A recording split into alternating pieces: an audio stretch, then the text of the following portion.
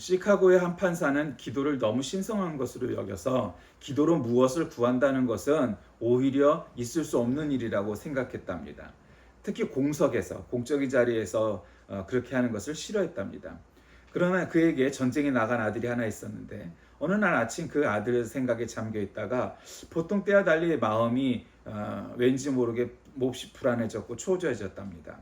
불안을 이기지 못한 판사는 곧 무디의 집회에 참석해서 한동안 망설이던 끝에 용기를 내어 무디에게 기도를 청했습니다. 그가 돌아가려고 문을 나설 때 그의 손에 전부 한 통이 쥐어졌는데 바로 그날 아들이 치명상을 입었다는 내용이었습니다. 후에 그는 분명히 하나님께서 그 일을 통해 내게 기도하도록 하신 것이었다라고 고백을 했답니다.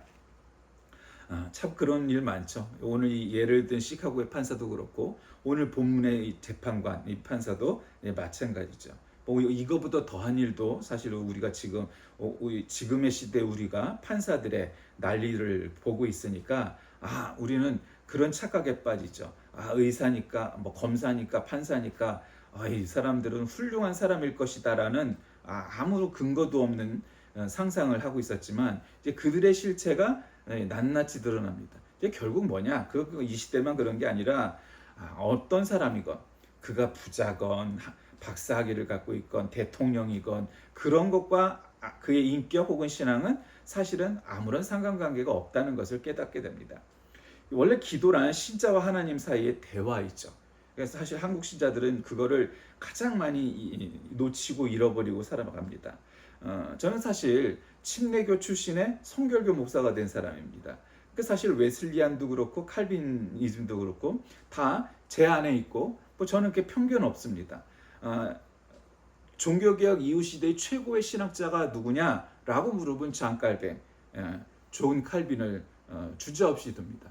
그는 최고의 신학자입니다. 기독교 강요란 책 그 한 권은 아니지만 어쨌든 그 기독교 강요만 봐도 그가 최고의 신학자라는데 토를 단다는 것은 그건 있을 수 없다고 생각합니다. 그건 거짓말이고 아니면 무지해서 그런 걸 겁니다.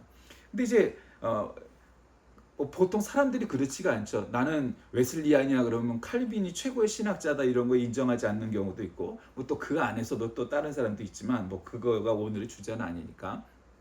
어쨌든 근데 이 칼빈주의가 최고의 신학을 구축해서 이 개혁교회 혹은 개신교회 프로테스탄트 교회에 이 신학적 초석을 다은 것은 뭐 말할 나위가 없습니다. 그 근거에 의해서 올라왔어요. 뭐 쯔빙글리도 루터도 훌륭한 개혁가들이었지만 신학적인 토대를 준 것은 칼빈입니다.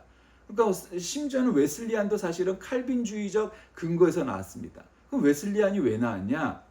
웨슬리 목사님은 그렇게 대단한 신학자다, 뭐 칼빈에 대항할 만한 신학자다 그렇게 볼 수는 없습니다. 그럼에도 불구하고 뭔가 웨슬리 목사님 이후에 감리교, 성결교, 순복음, 구세군, 옛날 하나님의 교회, 지금 하나님의 교회 아니에요. 지금은 이제 예정으로 넘어갔으니까 어쨌든 이런 이 웨슬리안 계통의 교회들이 탄생한 이유가 뭘까? 그거는 이제 이 칼빈주의 단점이 있기 때문에 그래요. 문제점이. 그건 뭐냐? 이중예정론이죠. 이중예정론은 뭐냐? 이런 거예요. 하나님께서는 태초에 이미 다 예정하셨다.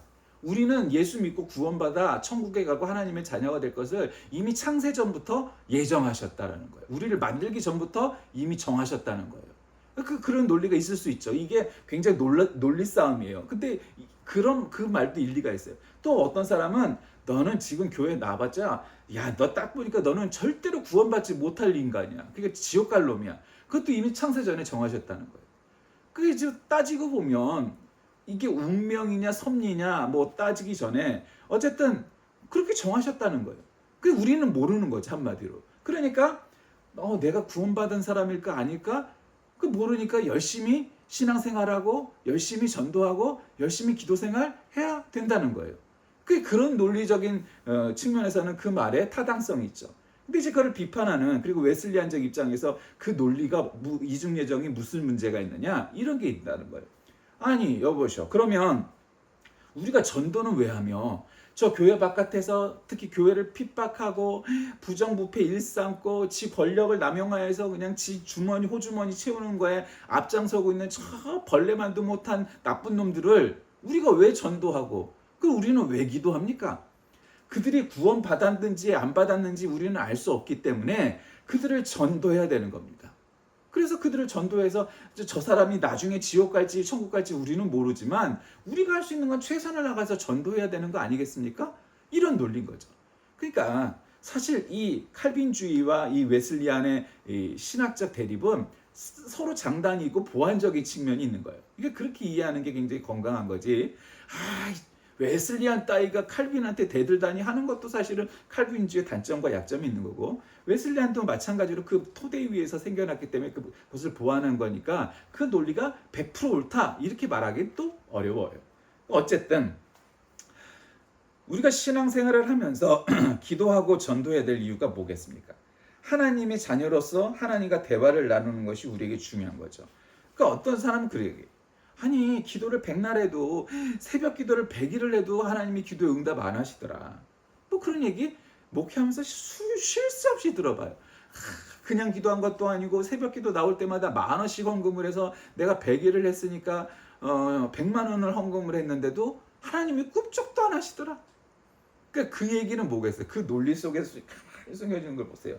아니 하나님 여보셔, 당신이 내가 새벽 안 하던 새벽 기도도 그냥 나와서 하루도 안 빠지고 새벽 기도를 하는데 내가 그렇게 정성을 보이고 게다가 그냥 한 것도 아니야. 내가 10,000원씩 매일 헌금을 했어. 그렇게 정성을 들여서 매일 봉투에 담아서 새 지폐를 갖다가 바꿔갖고 헌금을 했는데 내가 이 정도 정성을 보였으면 하나님도 좀 어느 정도 정성을 보여줘야 되는 거 아니야 나한테? 이런 거래적인 차원이 거기에 깔려져 있어요. 이거는 굉장히 인간의 이기적이고 자본주의적 속성이 아주 여실히 드러나는 대목이죠.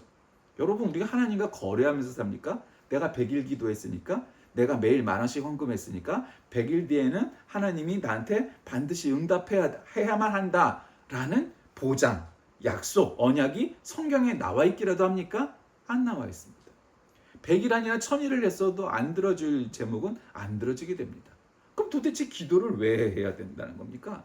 뭐 금식 기도도 하고 헌금 기도도 하고 무슨 기도도 하고 뭐 할 수 있겠죠.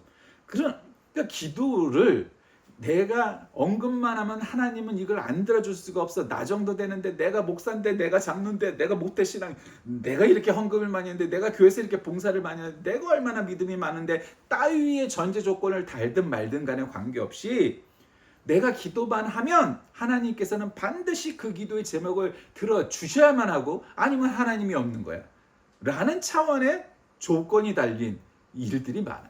사실은 이건 기도도 아니고 사실 그거는 주술이고 미신이죠. 우리가 무당 찾아가서 구슬하는데 몇백만 원을 내고 또 뭐 써달라고 그래갖고 그것도 뭐 몸에다가 지니고 있으면은 뭐 귀신을 맞고 어쩌고 저쩌고 왜 그러겠어요? 미신이니까 그래요. 그럼 그렇게 해갖고 다 이게 집디까? 안 그래요. 그거하고 똑같이 생각하는 거예요. 하나님, 내가 100일 동안 1000일 동안 기도할 테니까 하나님은 반드시 이 기도의 제목을 들어줘야 됩니다. 그 전제 자체가 잘못됐다는 거예요.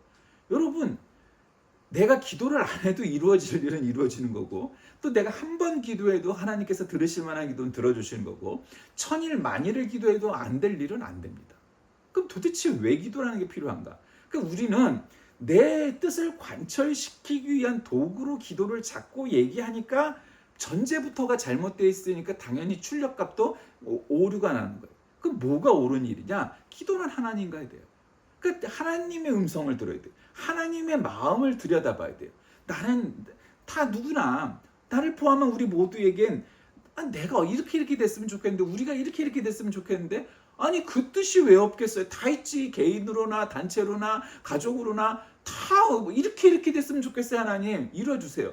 그렇게 얘기하면 아까 얘기한 것처럼 그렇게 기도하면 되죠. 하나님, 내가 조금 돈이 없으니까 하나님 돈을 조금만 주세요. 그냥 뭐 하나님 입장에서는 하나님은 1000일이 하루 같고 하루가 1000일 같은 하나님이니까 나에게 1000억 준다고 1억이나 1000억이나 하나님의 입장에서 뭔 차이가 있겠어요? 조금만 1000억만 주세요. 하나님 입장에서는 뭐 세상 사람들이 다 평등하고 똑같은 건데 그냥 나한테도 그냥 힘 조금만 주셔서 대통령 되게 해주세요. 하나님, 내가 공부는 잘 못하지만 이래저래서 박사학위는 한 3개쯤 가져갖고 세상 사람들이 그냥 감히 무시하지 못할 만큼 박사학위 3개 나한테 허락해 주세요. 그렇게 기도를 하면 그 기도가 이루어져야 한다고 믿는다는 것, 도대체 그건 아무 근거도 없고 그냥 미신과 주술일 뿐입니다. 가끔 한국교회 신자들 중에는 그렇게 생각하는 사람들이 많다는 거죠. 저는 오늘 이 누가복음 18장 말씀, 올해는 이제 이 성서 일과에서 두 번째 해인가 아마 그래요. 그건 정확히 기억이 안 나는데 두 번째인 것 같은데 누가복음을 읽죠. 이 누가복음을 읽다 보면은 이 누가복음에서 나오는 여러 가지 중에 이 구절이 사실은 아주 심플하면서도 사실은 곱씹으면은 굉장히 곱씹을 만한, 묵상을 많이 하고 배움이 많을 만한 그런 구절이라고 생각합니다. 저는 오늘 낙심하지 말아야 이런 제목을 잡았는데, 지금 이 전 구절에서 예수님께서 제자들에게 질문하고 기도하고 이런 거 합니다. 그래서 뭐 어린이가 내 앞에 오는 것을 용납하라서부터 뭐 부자 간원이 와갖고 내가 어떻게 해야 구원을 얻을 수 있겠습니까? 네 재산을 팔아갖고 사람들에게 나눠주고 오라. 뭐 이런저런 얘기를 이렇게 쭉, 뭐 나는 이제 순환을 받을 거다 해서 눈먼 거지도 눈을 뜨게 하시고 뭐 이런 일들이 그 앞에 있었어요. 그리고 나서 예수께서 제자들에게 이렇게 말씀하셨다는 거예요. 늘 기도하고 낙심하지 말아야 한다는 뜻으로, 아주 이거는 이 비유의 그 목적을 딱 얘기했어요. 굉장히 이과 같죠. 누가가 의사니까. 낙심하지 말아야 한다는 뜻으로, 그런 느낌으로 비유를 하나 말씀하셨다는 거예요. 이 비유를 말씀하신 목적을 갖다 딱 먼저 누가가 얘기했어요. 그런 뜻에서 얘기했다는 거예요. 그런 관점에서 봐야겠죠. 어떤 얘기냐? 어느 고을에, 이거는 뭐예요? 비유죠. 그가 주소가 어느 마을에 누가 살았다, 이걸 따지는 거는 가치가 없어요. 그리고 그건 알 수도 없어요. 근데 어쨌든 비유니까 어느 고을에 하나님도 두려워하지 않고, 굉장히 잘난 척하는 놈이라는 거죠. 하나님도 두려워하지 않고 사람도 존중하지 않는. 얼마나 잘났으면 우리 지금도 보잖아요. 뭐 헌법이고 뭐 사람이고 뭐 간에 뭐 세상 뭐 저거 국회 나와서도 마이크 올리고 지랄하고 하는 그런 검사를 보는 세상이잖아요. 두려워하지 않고 사람도 존중하지 않는 한 재판관이 있었다. 판사가 있었다는 거죠. 아주 이 사람은 뭐 그냥 독존이죠. 그냥 아주 세상에 나밖에 없는 거예요. 유아 독존의 그런 존재가 있어요. 내가 이렇게 똑똑한데, 내가 이렇게 가문이 좋은데, 내가 이렇게 공부를 많이 했는데, 이런 거예요. 근데 그 고을에 과부가 한 사람이 있었어요. 재판관에게 출고 찾아와서 나한테 사기를 친 놈이 있는데, 내 돈을 뺏어간 놈이 있는데, 이런 식으로 얘기했죠. 내 적대자가 있어서 내 권리를 찾아주십시오. 그러니까 재판관이 저 할머니 저 왜 맨날 별것도 아닌 돈 갖고 와갖고 나를 귀찮게 굴어, 지가 알아서 할 일이지, 뭐 이렇게 생각을 한 거예요. 근데 내가 정말 하나님도 두려워하지 않고 사람도 존중하지 않지만, 내가 하나님도 안 무섭고 사람도 안 무서워하는데, 이 과부가 나를 매일마다 찾아와갖고 나를 귀찮게 하니까 내가 귀찮아서, 그 뜻이 뭐 오라서라든가 뭐 할머니가 이뻐서라든가 뭐 그 할머니가 부자라서라든가 이게 아니고, 내가 귀찮아서 그의 권리를 찾아줘야겠다. 그렇게 하지 않으면 그거 들어줄 때까지 매일 나를 찾아와서 귀찮게 할 거니까 내가 못 견딜 것이다. 이렇게 말했다는 거예요. 그리고 이제 주님께서 말씀하시죠. 너희는 이 불의한 재판관이 하는 말을 귀담아 들어라. 여러분, 뭐 신앙이 좋고 선한 행실을 한 사람의 예를 든 게 아니고, 아주 불의한, 이 문구 자체가, 워딩 자체가 불의한 재판관을 예를 든 거예요. 불의한 재판관이 매일 찾아서 귀찮게 하는 이 할머니, 이 과부 하나가 너무 귀찮아서, 내가 이 귀찮은 건 내가 못 견디겠으니까 내가 이거 들어줄게. 가. 이렇게 해버렸다는 거예요. 그리고는 이 불의한 재판관이 하는 말을 귀담아 들어라. 이렇게 말씀하셨어요. 왜 이 얘기를 했느냐? 늘 기도하고 낙심하지 말으라. 하나님께서 자기에게 밤낮으로 부르짖고 택하신 백성의 권리를 찾아주시지 않으시고 모른 채하고 오래 그들을 내버려 두시겠느냐. 이 불의한 재판관도 그렇게 귀찮게 하고 계속해서 반복해서 말하면 귀찮아서라도 그 나쁜 놈도 들어주는데, 사람 우습게 여기는 그런 놈도, 하나님도 우습고 사람도 우스운 놈도 들어주는데 자비하신 하나님께서는 어떠시겠느냐. 그렇게 말씀하시는 거예요. 내가 너희에게 말한다. 하나님께서는 얼른 그들의 권리를 찾아주실 것이다. 여기까지는 뭐 심플해요. 여기까지. 근데 이제 오늘 읽은 본문이 뭐 사실은 어렵지 않죠. 누구라도 이해할 만한 쉬운 얘기예요. 어린아이도 이 말씀에, 이 비유에, 이 이야기의 교훈을 깨달을 수가 있어요. 근데 이제 이 맨 마지막 구절이 여러 신학자들, 성서학자들의 견해와 의견이 좀뭐 갈리긴 하지만, 그러나 인자가 올 때 세상에서 믿음을 찾아볼 수 있겠느냐. 그러니까 이 마지막 질문이 진정한 의미의 질문되는 거죠. 그러니까 이 전까지의 말씀을 이해 못할 사람은 세상에 없죠. 그러니까 글자를 읽을 수 있고 그냥 초등학교 저학년만 돼도 이 말씀의 교훈을 이해 못할 사람이 어디 있겠어요. 아, 세상에서 저렇게 나쁜 놈도, 잘난 척하고 교만한 놈도 그렇게 귀찮게 굴면 야야 해줄게 가 해주는데, 자비하신 은혜가 많으신 하나님께서 우리가 되도 않는 기도일지라도 그렇게 열심을 다해서 매일매일 나와서 기도하고 정성을 다해서 기도하고, 하나님 저는 딴 욕심 없어요. 뭐가 안 돼도 되고 뭐는 뭐 어떻게 돼도 되고 다 되지만 이거 하나만은 좀 들어주세요. 매일매일 열심을 다해 기도하면 하나님께서 그 기도 안 들어주시겠니? 이런 얘기잖아요. 한마디로 얘기하면 그 기도 제목이 무엇이든 간에. 근데 인자가 올 때, 예수님께서 다시 이 땅에 올 때 세상에서 믿음을 찾아볼 수 있겠느냐. 여러 가지 해석이 있어요. 그러나 그냥 심플하게 저는 이해하는 게 제일 좋은 해석이라고 봐요. 뭐냐? 예수님께서 다시 올 때, 이게 십자가에 달려 돌아가셨다가 부활하셨을 때도 있을 것이고, 재림시에 다시 오실 때도 있을 것이고, 뭐 어떻게 해석을 하든 간에 세상에서 믿음을 찾아볼 수 있겠느냐? 이 말은 세상에서 그런 믿음을 찾아보기가 쉽지 않을 것이다 말씀하시는 거 아니겠어요?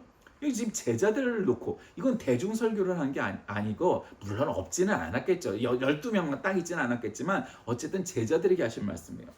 그 이야기는 뭐겠어요? 저는 그렇게 생각해요.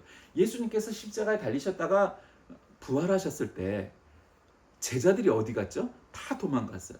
아, 내가 예수님의 첫 번째 가는 수제자야, 내가 이 다음엔 영의정이 될 거야 했던 베드로도, 안드레도, 야고보도, 요한도, 빌립도, 바돌로메도, 뭐 기타 등등 다 도망을 가버렸어요. 내가 예수님의 진정한 참 제자지, 내가 정말 예수님의 뜻을 가장 잘 받드는 진짜 수제자지, 내가 제일 좋은 제자지, 뭐 다 그렇게 생각을 했던 자들은 예수님께서 붙잡히는 순간 그냥 후다닥 36개를 그냥 뛰어버린 거예요. 그리고 우리도 아다시피 예수님 곁에 십자가 아래 무덤 앞에 다 여자들과 아이들밖에 남지 않았어요. 그렇게 잘난 척하던 제자들이 다 무서워서 도망을 가버린 거예요. 그러니까 예수님께서 하시는 말씀의 첫 번째 목적은 그런 걸 거라고 생각해요. 내가 부활했을 때까지, 내가 십자가 달려서 죽었다가 부활할 때까지 내 주위를, 내 옆을 지키는 그런 사람이 여기 있겠느냐? 없다 이 말이에요.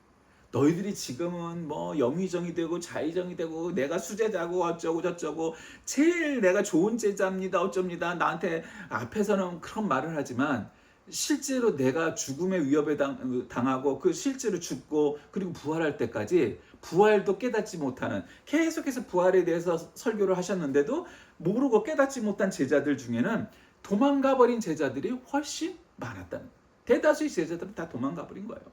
사실 한 명도 안 남았다고 해도 과언이 아니게 된 거죠, 결과적으로. 그러니까 세상에서 이런 믿음을 찾아볼 수 있겠느냐? 찾아볼 수 없다. 너희들 다 도망갈 것이다. 그럼 내 주위에 누가 남느냐? 니들이 무시하고 영의정 좌의정 놀이할 때 쳐주지도 않던 아주 별 볼 일 없는 그 애들밖에 내 주위에 남아날 사람이 없다는 거예요.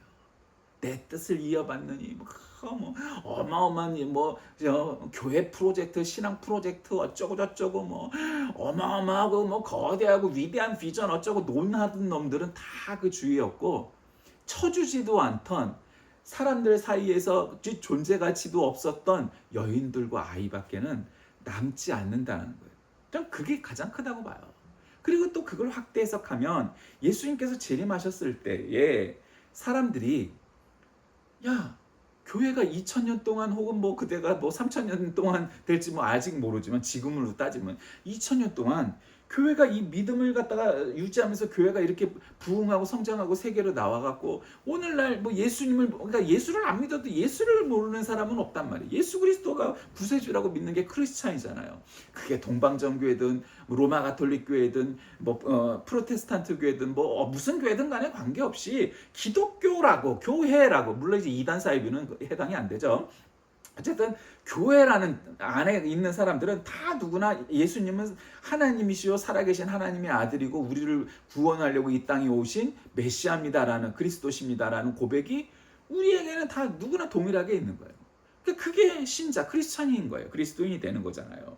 그런데 문제는 우리가 이 세상 살면서 기도가 절로 나올 때가 있죠.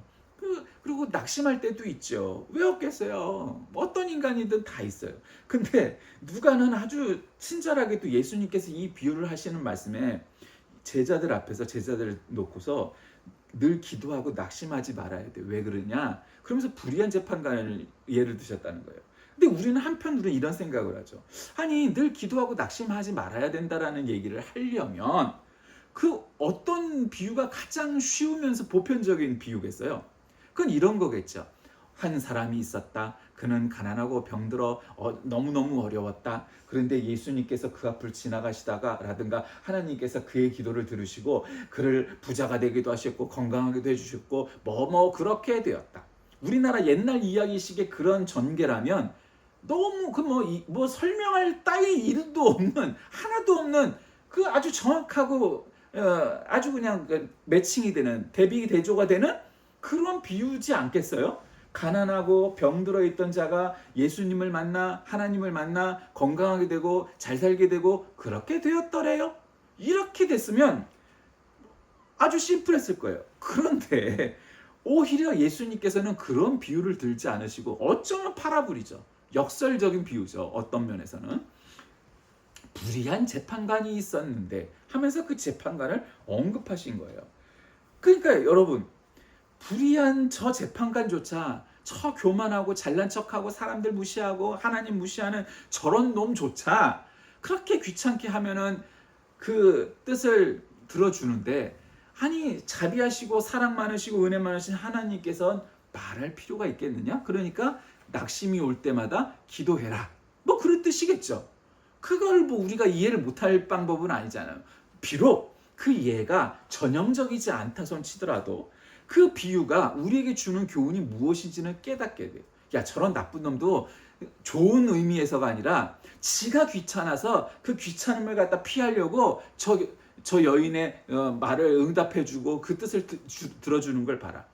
저런 놈도 그렇게 들어주는데, 아니 자비하신 은혜가 많으신 하나님께서야 말할 필요가 있겠느냐 하는 거죠.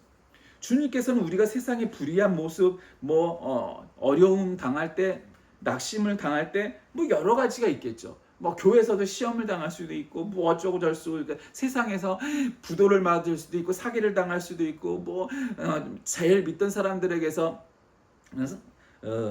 배신을 당할 수도 있고 뭐 어쩌고 저쩌고 뭐 그렇죠.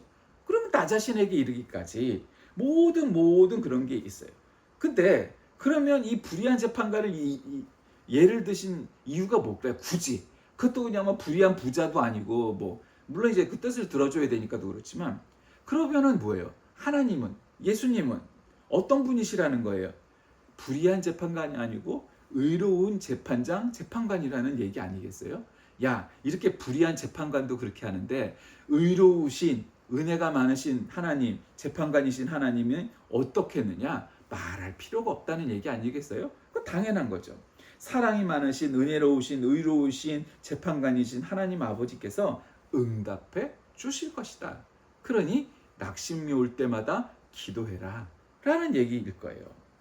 아니 생면부지에, 그리고 귀찮고 그냥 인격적으로나 모든 면에서 참 볼품없는 저 과부 이렇게 그냥 낙인을 찍었던 그 여인의 뜻조차도 불의한 재판관일지라도 귀찮아서라도 들어주는데, 하나님 앞에 하나님 한 번 기도했으니까 안 들어주니까 에이 하나님은 없나 봐, 하나님은 안 들어주나 봐, 그리고 말아버린다면 그 과부만큼의 정성과 뜻도 없으면서 우리의 뜻이 관철되고 이루어질 거라고 확신하는 것과 뭐가 다르겠어요? 저 불의한 재판관과 그 과부도 그러지 않았다 이거예요. 그런데 의로운 재판관과 그의 자녀가 된 우리의 입장은 어떤 거겠어요? 더 열심히 기도해야 되겠죠. 바리새인의 기도는 어떻게 해야 돼요? 사람들 많이 다니는 시장 앞 사거리 통로에서 손을 높이 들고 아주 뭐 옷도 멋있게 입었겠죠. 지금으로 얘기하면 뭐 목사 가운 같은 걸 입고 나왔을 거예요. 손을 높이 들고 하늘을 울어. 그때는 기도할 때 뭐 눈을 감고 이러지 않았단 말이에요. 뭐 꼭. 그러니까 눈을 들어서 하늘 들면서 하나님 막 이러면서 기도했을 거라고요. 그게 바리새인들의 기도였어요. 하나님 제가 얼마나 의로운지 아시지요? 일주일에 한 번씩 뭐 1년에 며칠을 갖다가 금식을 하면서 하나님 기도하는 거 아시죠? 하나님 제가 얼마나 자비가 많아서 가난한 자 과부들 고아들을 위해서 1년에 내가 몇 천만 원씩 헌금하는 거 아시죠?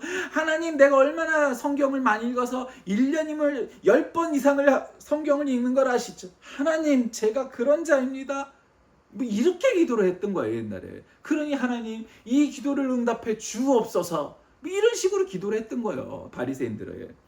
그러니까 그게 기도냐 이 말이에요. 다른 구절에서 이제 그런 데들이 나오지만 야 그런 게 기도니? 기도는 그렇게 저작거리 사거리에서 손을 높이 들고 큰 소리를 치면서 자신이 잘났다는 걸 증명하는 게 기도가 아니라 남들이 없는 산속에서 골방에서 남들이 없는 때에 하나님과 묵묵히 대화하고 기도하는 거 그게 진짜 기도가 아니겠니? 뭐 그런 다른 구절에서는 그런 게 나오죠.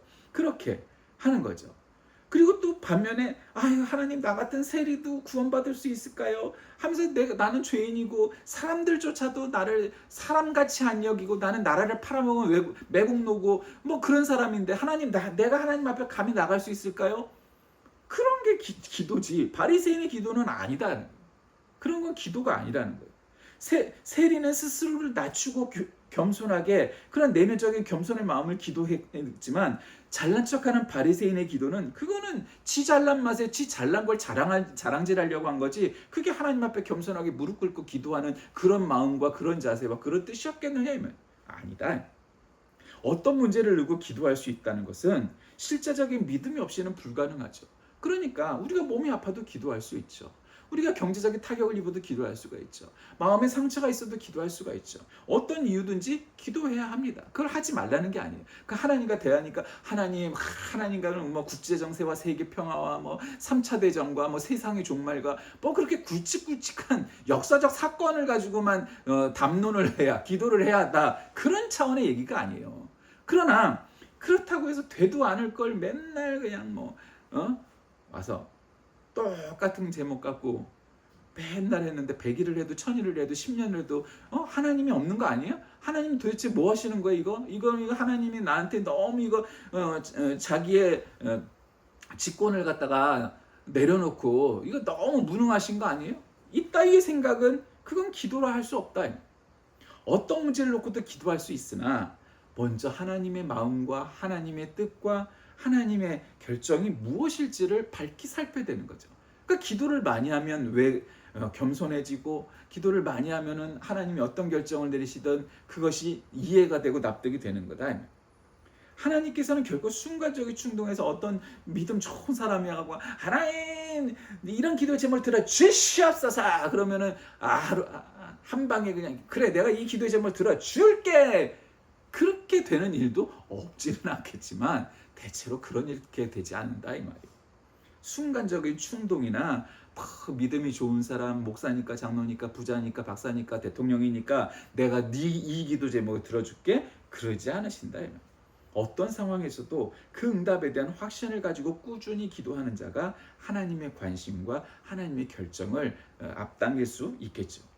우리는 이 불의한 재판관 이야기를 통해서 자신의 억울함을 해결해 달라고 하는 과부를 통해서 우리의 기도가 어때야 하는가를 깨닫게 됩니다.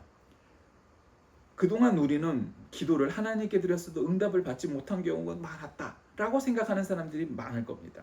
그 가운데 상당수가 그 간절함과 끈기가 부족했음을 알고 더욱 힘써 기도하여서 응답받는 성도가 돼야 될 겁니다.